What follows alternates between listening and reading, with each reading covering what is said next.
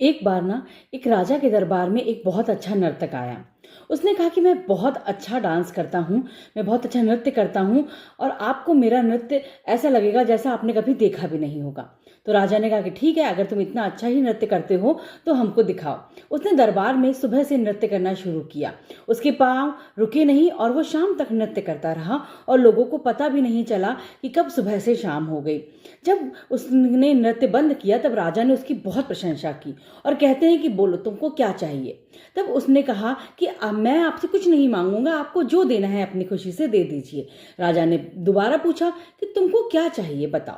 उसने फिर से वही कहा कि मुझे कुछ भी नहीं चाहिए आपसे, आपकी जो इच्छा है वो आप मुझे दे दीजिए। तब राजा ने उस नर्तक को एक गांव दे दिया, उसका जमींदार बना दिया, खूब सारा पैसा, धन दौलत, सोने के सिक्के, खूब सारी अशर्फियां, खूब सारे जेवरात दे दिए। यहाँ तक कि उसको न जानवर भी दे दिए, यानी कि घोड़े, हाथी, एक पूरा साम्राज्य उसको दे दिया।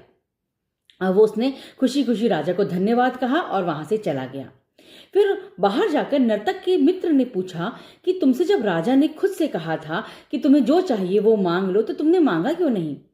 उसने कहा कि अगर मैं राजा से मांगता तो वो मेरी हैसियत के हिसाब से मांगता और शायद मैं इतना नहीं मांग पाता, लेकिन राजा ने जब दिया तो मुझे अपनी हैसियत के हिसाब से दिया और बहुत सारा दे दिया।